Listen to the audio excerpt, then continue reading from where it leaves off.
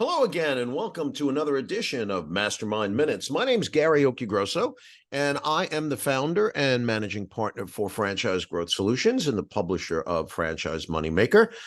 Mastermind Minutes is a podcast that's now in its, I think, 110th episode, which is pretty amazing to me because when we started it, I had no idea it would run this long. The concept is simple. We have one guest, we ask one question or have one topic, and we get one expert answer. The key here is to do it in minutes, not hours. And while we realize that may not really be a good deep dive into the topic, we will give you the contact information of our guest. And then after the program, you're welcome to connect with them directly and ask more questions and find out more about what they do and how they can help you. And today, our guest is Elise Lupin, who is the founder and CEO of Elysium Marketing. And she has over 20 years of experience in the marketing side, a true expert really in franchise marketing. We've spoken before about several different marketing issues, and she's got all bases covered. Now, her expertise extends not only in marketing on franchise side, but also marketing strategies, digital marketing, branding, and branding strategies, all sort of connected to the marketing piece. She's had the privilege of working with some pretty renowned brands such as Comcast, Disney, NBC, and New Balance athletic shoes. Those are basically sneakers for old people. Not anymore. In 2015, she took a leap of faith. And that leap of faith, as you folks know, is what I endeavor in all the time. And she started her own business. She founded her own marketing agency, and that's Elysium Marketing Group. And she specializes in food and franchise marketing. The company's achieved great success in lead generation for franchise brands like Yogurtland, Bonchon, and Duckling's Early Learning Center.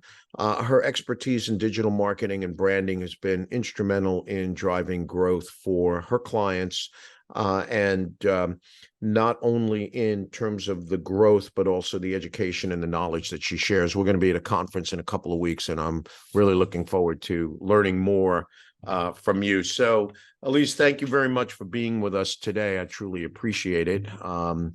Before we get into our question, tell us a little bit more about the company, about you, what you've been doing, sort of your travels. Sure. Well, first off, thank you so much for having me. I appreciate it. And I'm excited to have this conversation. We've had so many good conversations leading up to this. So I started Elysium Marketing Group about 9 years ago after working in marketing my entire career with some companies like you named. Poor New Balance. They're really cool sneakers. Don't worry. And I started the company with the intention of being full service. So we are half strategy and half creative.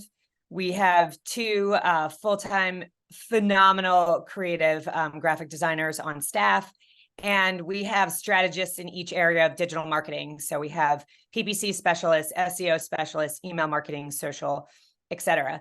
About a couple of years ago, because we had so much experience with food and franchise, we finally niched. And so we are growing tremendously right now in the area of franchise and food. And I always say it's kind of like a Venn diagram because we have food and we have franchise, and then we have the centerpiece, food and franchise. Mm-hmm. So it's a lot of fun. And as you know, marketing is always changing. So it's challenging as well as fun. It's definitely always changing. That's for sure. It seems like, and I'm a novice at it, it seems like I just sort of get a handle on some of the digital stuff, and then I'm told all the algorithms have changed. Oh, yeah. So that's like a whole new thing.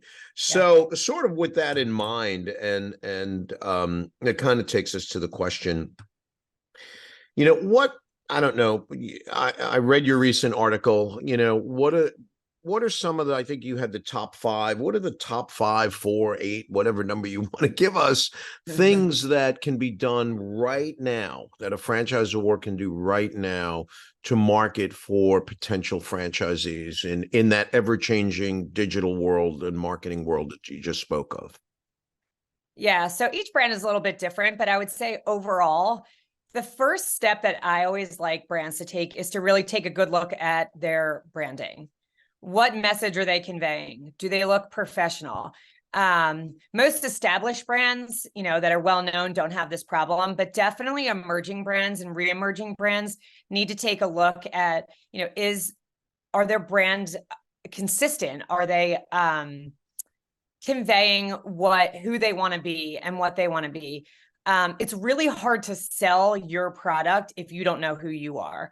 So a lot of times we'll do an audit of an emerging brand and just say, hey, for a lot of reasons, maybe you need a new website if it's not, if it doesn't look professional, if it's not doing what it needs to be doing. At certain times you need to rebrand and totally get a new logo or so that's definitely the first step, is kind of looking at who you are and what's your tone of voice. And the reason I say that's so important is because you don't want to put together a digital marketing strategy that drives to your website and your social channels and everything that has your branding that's not going to be a good first impression. There are so many options for franchisees right now that if they get to your website and it doesn't tell your story well and it doesn't look professional, they're going to bounce and they're going to go to someone else.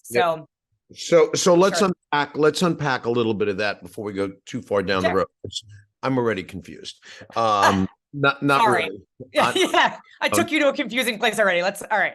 I think there's several other things that we can you can sort of expand on there. So if I'm hearing you correctly, we're talking about, when we talk about things like the website or branding, well, let's use the term branding, it's more than just a logo, which, you stop 10 people on the street, 8 of them will probably say, oh yeah, that's the logo.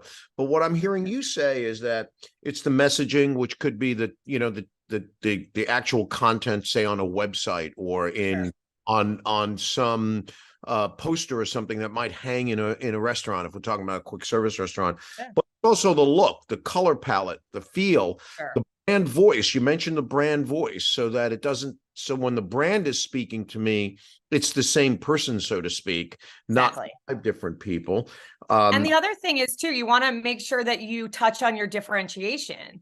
There are a lot of franchisees or a lot of franchisors that offer similar services. So why should I choose you as opposed to your competitors? That's an important part of your branding as well. It all fits together and plays together. Well, yeah, I always do this. It's everything touches everything else, and again, the brand and the product and the point of differentiation and all of that has to be in sync. So you mentioned about consistency, and I think you said, a lot of a challenge that a lot of emerging brands, or many, maybe not most emerging brands have, is they don't know who they are. And, we have, when we do franchise development, we have that same issue, because it's not, I don't want to say not only, but in addition to, they don't know who they are, they want to believe that what they do plays to everyone. They try to be all things to all people. Yes. And I always tell them, there's a reason why McDonald's doesn't advertise that they have a salad on the menu. They have a salad on the menu, but they don't advertise it. But yeah, go to McDonald's to get a salad. That's not who they are. And if they started and by the way, I remember in the mid-90s, McDonald's used to advertise the McTaco and the McPizza and the McThis and the McThat, and they sort of lost direction, and they lost who they were and who they were playing to. So even though that is kind of almost a process scenario, because we're talking about a menu, in my mind, that's about the brand and who you are. For sure. Sure. And what do you do better? And people go ahead. Yeah. No, I think, to your point, people just, well, we can serve everyone. And it's like, well, you can, but go in a direction, really pick, who really are you targeting? It doesn't mean that other people won't still use your services or come to your restaurant. It just means that you're putting out a point of view. It doesn't alienate the others. It just makes you more clear about who you are. And I think the clearer, and that's a great point and a great word, the clearer the let's say the offering in this case, the clearer that is, the clearer the brand is, the simpler and more effective the marketing can be, because you're focusing on what makes that brand special. So we have, like, in our portfolio, we have 4 pizza brands. And people go, well, how can you represent it? Because all 4 of them are really, really different. Even though their particular vehicle is pizza, it's not about the pizza. It's about, one is a delivery service. One is a very speed of operation and simplicity. One has a tap room, so you go and you can hang out for a long time. They all have different pieces. So when we take on a client, one of the questions that I ask, if it's a restaurant tour, before I'll ask this sort of a contrarian question, tell me about your brand, and you can't talk to me about food or your menu. And they go, they don't know hey, because they don't know what their brand is about. They think their brand is about the food. Well, and how many times have you heard we're quality and good service? Oh, what are you going to tell me? You're garbage and service? I mean, when we start there, I'm like, oh, this is going to take a little while, because everyone, right? Once, that this was years and years ago, and I did hire this person, but on the interview, I remember he said to me, I got to the sort of the question of, well, anything you want to leave me with, kind of thing, and he was like, well, I learned fast that I'm a hard worker. And I said, well, what are you going to tell me? You're lazy and dumb. Of course you're going to tell me that. So when you're, okay, so our first thing is about messaging. What else? It's about really the holistic brand. All touch points of your brand, are they in order before you start spending all this money on your digital marketing and your traditional marketing, and it's going to go nowhere because it's going to fall flat because you don't know who you are. So number 1 is making sure your brand is in order. Right. So make sure your brand is in order. What would you say would be next, or not next, but another thing we can do right now? So right now is to attend franchise events. Franchise people are very friendly. They, I love going to anything franchise. I'm not. You're not, but I'll see you. You'll be friendly next week when I see you. But there's still something to be said for being in person with people.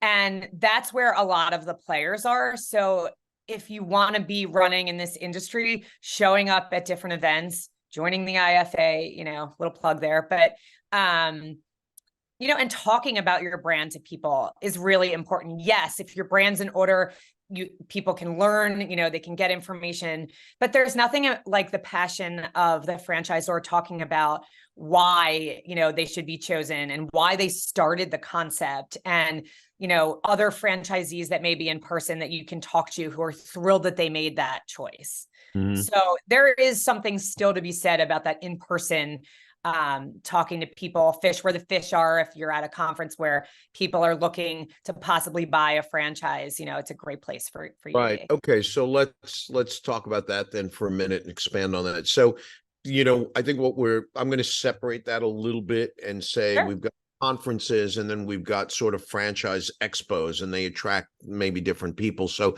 conferences are typically sort of in industry people, like the conference we'll be going to Springboard down in Philly, which is my favorite event of the entire year. And what I always gain from Springboard, and why I always recommend our clients, I deal primarily with emerging brands and startups. It is a conference that really is geared, the content of that conference is geared towards brands that have, say, less than 100 units. And many of them have less than 50 units, and some of them only have 1. And I think when you are there, and you are learning, your marketing is evolving because you're hearing what other people are doing, and you're seeing what you might not know what's going on in your business in a different part of the country, but maybe it's going to come to your part of the country and you can hear about it in advance. And you can start to address your marketing. The other end of it, the other piece to it, expos and things where potential franchisees are. Yes, I think a lot of brands do really, really well connecting face to face and telling the story. And it's interesting, and I'd love to get your thoughts on this and your advice on this. Sometimes when I go to a franchise show, I will see like a booth, and barring the logo, okay, the booth doesn't, when I say the booth, the display doesn't connect anything else that the brand doesn't connect. Like maybe it's old and they decided they didn't want to buy a new one. It doesn't connect to the site. Or I'll tell folks, you know what? If you don't have a uniform, okay, if the brand doesn't have a uniform, you should at least be dressed in the brand colors. Oh, for sure. Okay, so talk to me about that, because I think that is a great, you're marketing directly to people. What do you see behind that in terms of that consistency and that cohesiveness? Well, I think it's a time for you to stand out, right? If there's lots of other franchisors that are trying to sell their brand as well, you want to make sure that everything looks super on brand. And when people are walking by, they want to stop. So there's a couple of things beyond just like have candy, because everyone else is going to have candy as well. To your point, definitely wear your logo. And if you don't, then something's wrong with your branding, because you should be so proud of your brand and your company that I'm in my brand color today, but I also, if I could put my logo on every piece of clothing, I would. I could show you 900 things right now in my home office that has the logo on it. So that's for starters. You should definitely be, sporting it. So that my logo shows, okay. Yeah. I know. Yeah, you've got a great logo too. But the other thing is like some sort of interesting takeaway. So, something that people want to take with them. And like the very bare minimum is like a pen, because it's useful and your branding is at least on that. But also, what else makes sense? I'll tell you, we have a client that's an early learning center franchise, and they always have the cutest items because it's for children. So it's things that either you want to take with you because it's just so cute and then you want to use it later, or you want to give it to your children or whatever, but their brand goes with that. So you want to make sure that you do a good job while you're there, but you give information. And now that QR codes are back in every sense of the way, you don't have to give your entire life story to them. You can do something really cute that has a QR code on it that when they have time, they can go on and learn more about you. I'll tell you, our brand, we were at the IFA convention, we did little matches because we can light up your marketing. I don't know, my team came up with it. It was cute. But, everyone then had to take it on the plane, but no one got in trouble. But anyway, it just had a QR code on it so that when you wanted to, you could, go and get more information. So you could do anything, not anything, but you could do a lot of things with that on it so that you don't have to have an entire brochure that people have to schlep around. Yep. No, that's great. That's great. By the way, when this is produced up in this corner up here, there will be a QR code. Because QR codes, like, they sort of were like, oh wow, look at this thing, and then they were like old school. Nobody uses. Oh, for sure. And now I think the pandemic kind of brought them back, because you had for sure to get a menu in a restaurant. Oh yeah, QR codes and the Zoom menu should like be very thrilled that the pandemic happened, because now they're everywhere. Yeah. So we got messaging, we've got, messaging on the branding side, we've got conferences and sort of face-to-face. What are some of the other things that we can do to try to attract potential franchisees to the brand? Look, at the end of the day, it's all about lead generation. Franchisors want to kind of beat their chest and talk about their brand and how they're this and that and everything else. And you know what? It's all a bunch of bullshit. It comes down to lead generation, focusing on the right people, bringing the right people into the brand. So for sure. Let me talk about a piece of content that rolls into lead generation, because you can use it in all of the different strategies that you're using, but it is crucial when you are doing Fran Dev for franchisors. Testimonials, and they're not new and they're not novel, but they are absolutely crucial. Because you are not going to be able to sell your franchise if you don't have people who can honestly say and get really excited about that it was the best decision and that they're making money and that they feel the freedom of now, doing their own thing, and that the support that you give them is so phenomenal that anyone would be really silly not to immediately purchase. Yep. You are spot on about that, because, and it's interesting because it's the same thing when you said, oh, they're not new and they're not novel. But let me just tell you, it's a function of packaging. So there are a lot of children, I refer to them as children in a loving way. There are a lot of children in my business, in the FSO business, okay? And the children will never use that term, testimonial, because it sounds like something from 1963, okay? What they call it is a Yelp review or a user review or validation. You can call it what you want, but at the end of the day, it's a customer, whether that customer, by the way, is the customer of the franchisor, meaning the franchisee that's validating for the franchisee, or in my case, my customer is the franchisor that's validating for the service we provide. I can't emphasize validation, testimonial, user review. I can't emphasize it enough. I think it's we're all self-serving. Of course, we're going to say great things about ourselves, but when someone else says it, now it rings true. Yeah. And the thing is, you can use them everywhere. So people just think like, oh, I have this testimonial and I'll use it on, LinkedIn and I'm done. And it's like, wait, hold on. If it's a really valid testimonial, you can use it, a video testimonial, especially right now, because then you can see the passion in people's eyes and, that they really mean it. And it's not just words on a screen. So I would suggest that. But if you can, a picture with a testimonial should go on your website for sure, as many as you can. If you can get your clients to do Google reviews, it helps your SEO. So there's so many ways that website, social media, your literature, on Discovery Day, if you have something that you're giving out and it has like a bunch of testimonials with faces of the people who are happy, it's very, very powerful. And I think, it's interesting. It's not quite a testimonial, but it is validation with respect to interest level or engagement. And I'm going to tell you, we have a brand that's called Burrito Boulevard. Great brand. It's an emerging brand. There's 5 units, great food. It's great. Branding, everything about it is cool. And I know the owner of the company for many, many years, but one of the things that's totally validated it for me, because it's a new brand, so there's limited validation, is I went on their TikTok and on their Instagram, and they have like videos of like their team members making burritos and guests eating food. And they have like 15 million views and 20 million views and 5 million views. And I'm thinking, whoa, what is driving this? That is validation.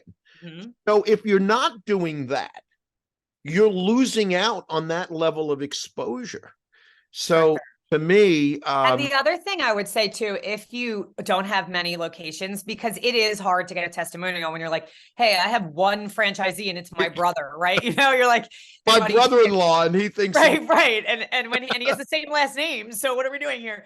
But what I always say at that point is, when you get your franchisees, document the process. So really figure out at every step, like how happy they are. And then what you can put together is a little bit more in depth, if the person's okay with it, of like each step and how happy they were at the different steps. And then it's not the final, you really want those like, oh, I've been doing it for 5 years, but it doesn't matter, because you're showing someone who, just signed and is like, my dream's going to come true. And then, if the building, once it's up and your signage is there, that's like another step. And so really having that as like the journey that other people can see how exciting the journey is also something that really helps. Right. That's the nugget you've just given me, because what I get from that is, earlier you said it's important to tell your story, but what you just said is about telling their story, because their story is going to connect to franchisees, because franchisees probably have similar stories. Right. The same way franchisors have similar stories. So I love that. Okay. I think we got 1 or 2 more. You said so. So give us another. We got branding. We got conferences. We got sort of testimonials. What else can we do right now to help attract franchise buyers? So, and you can use everything that we talked about previously. Well, I guess not like I that, steal but, everything. There's yeah. nothing. There's nothing new since Genesis, except for that Yeah. little nugget you just gave me. That was new. Okay, good. I'm glad I gave you one nugget. So what's really moving the needles for a lot of our clients is pay-per-click. Mm. So I always say this when I'm talking to clients, there is the push and pull of pay-per-click. So there are people who are searching for franchisees, and specifically, specific category franchisees that are veteran friendly. And when they're typing in whatever they're looking for, if it's you want to be found, because they already know that this is something that they're looking for. So Google AdWords, search Google is phenomenal. And we see the best results for all of our clients there because people are already looking for you. So it's a little bit more expensive than other pay-per-click, but it absolutely works. So no, go ahead, finish, because I was just going to say, along the same token, is you can do pay-per-click on social apps as well. LinkedIn's a great one because you can target by people who are entrepreneurs or who already have franchisees and have an inclination towards it.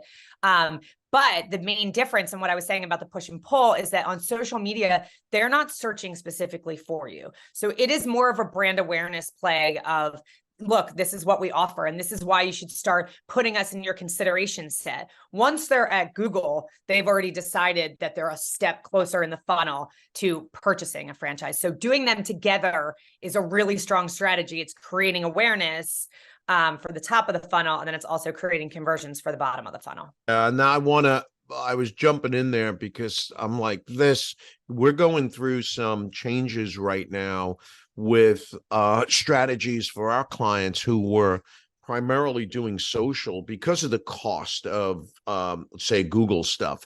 And we've noticed like a tremendous drop off because essentially what's happening there is we're targeting people that we think kind of fit a mold, and we're dropping something on them. And the word that I've heard over the last, I'm going to call it 90 days. Okay. Not that I hadn't heard it before, but I'm really hearing it now, is the word intent. That when they're on Google and when they're searching, you've got someone who is taking action. They have an intent to learn about it. Sure. So how much value do you place on that intent in terms of not only garnering people, but the value of it? Because we know that those click-throughs are going to cost more.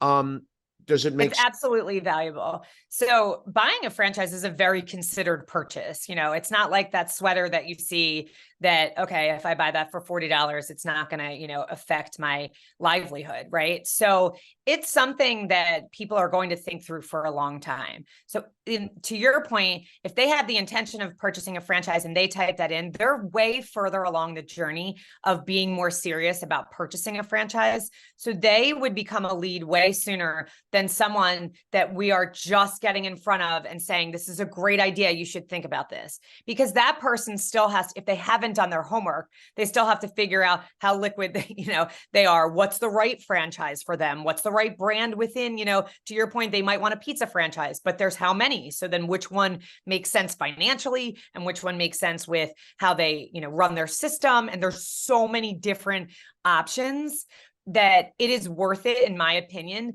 to do the Google ads that are going to cost more because they are so much further along in this franchise buying journey. Yeah, we're hearing it over and over again. So do you have one more for us so that we don't get run over crazy time? And you may not want to reveal it now because you may want people to contact you, but I'll leave that up to you. Is there one last word you want to leave us with or thought?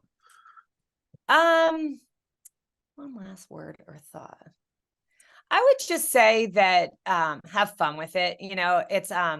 It's exciting when you're getting your brand out there, especially if you're an emerging brand. So the marketing side of things, at least I think, is a lot of fun. But you can make a brand that feels really exciting and fun and different from everyone else. And that will help you with every other aspect that we talked about. So we started with branding, right? And that's where I'm like, have fun with it. It should be fun, but at the same time, you're not curing cancer. So when you're at an event in person, have fun with it. And when you're, running your ads or doing your testimonials, it should be something that you're really showing why someone would come to you is because you're having fun while you're doing it. And I think sometimes people get a little too serious because it costs so much money, but I think that's an important piece of it as well. Yeah. Yeah. And I use that term. We're not curing cancer here. Okay. So I said that was the last, give us your last thoughts, but I actually do have one more piece for a last thought. Okay. And then I'll ask you to tell us how people can get in touch with you. Okay. If there's any one thing, because you've given us now 4 or 5 things that people can do right now, is there any one like real big one thing that people should not do? Like, what's the huge mistake? Yeah, I think getting started on your marketing strategy before your house is in order. That to me is literally just throwing money away. And what they say about first impressions is true. So you're going to be driving people to a brand that hasn't been thought through, or a website that's not responsive or doesn't look professional. You're going to be throwing your money away because no one's going to convert. So I think just making sure your house is in order before you really start. When we work with people, it's usually like we get that, especially a just starting brand, right? Just like an emerging franchise, or one that is just like, I think it's time to franchise. We always do the branding. Who are you? What's your values? What's your brand essence? What's your brand identity, brand tonality, all of that first, and make sure every single aspect conveys that before we start a digital strategy. Because like I said, you're throwing money away otherwise. Great advice. Great advice. So it's Elysium Marketing Group. Elise Lupin has been with us now. If people want to reach you, like what's the best way to get in touch with you? Yeah, they can go to our website, and it's elysiummg.com. You told me not to do that. But yeah, they can they can go to our website, and I'm happy to talk to anybody, and I love talking franchise and marketing. So I hope people reach out and we can have some good conversations. Yep. No, it's great. Thank you so much for being with us here today. I love that it's like 1, 2, 3, 4, 5. Like we got it. We got some actionable things that we can do. We don't just have a lot of, babble. We got actionable things. I can do this and this and this, and I can do it right now. So Thank you very, very much. I totally appreciate the time that you spent with us today. Thank you so much. It was fun.